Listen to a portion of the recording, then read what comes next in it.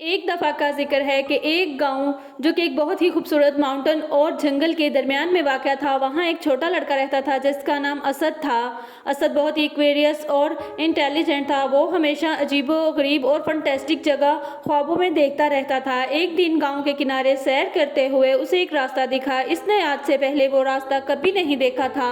ये इस रास्ते पर चलने लगा और ये रास्ता एक पुराने घर, जादुई घर तक जाता था जो कि फूलों से ढका हुआ था। साथ एक गार्डन था जो कि एक अजीब रोशनी से चमक रहा था।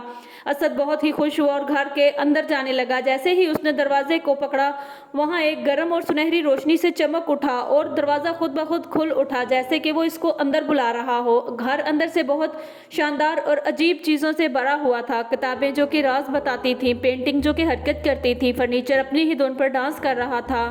जब असद घर के अंदर देख रहा था तो इसकी मुलाकात एक उल्लू से हुई जो बोल सकता था। उल्लू का नाम ओल्वेरियन था। ओल्वेरियन ने असद को समझाया कि ये एक जादुई दुनिया है। ओल्वेरियन ने इसको बताया कि ये घर किसी ऐसे शख्स का इंतज़ार कर रहा था जिसका दिल पाक और साफ हो, जो इस घर के राज मालूम कर सके।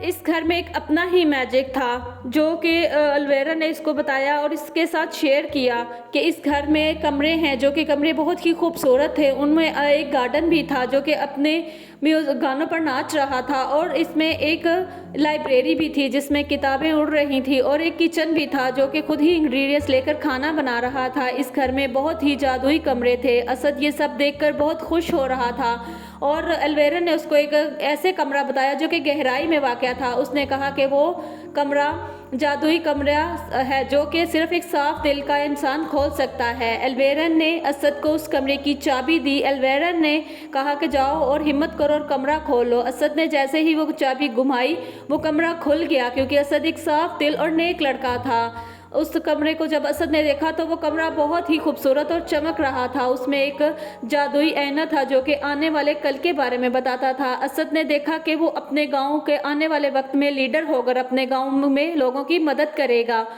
ऐसे इसको अपना आने वाला कल दिखाई दिया। असद ने अलवेरन का शुक्रिया अदा किया और कहा कि वो इस घर में आता जाता रहेगा। उसकी दोस्ती अलवेरन और उस घर से हो गई थी। असद को जाते हुए एहसास हुआ कि जादू की असल ताकत अपने अंदर है। इसको अपनी ज़िंदगी का मकसद समझ आ गया। उम्मीद है कि आपको ये वीडियो पसंद आई होगी। मज़ीद ऐसी वीडियोज़ के लिए मेरे चैनल को सब्सक्राइब कीजिए।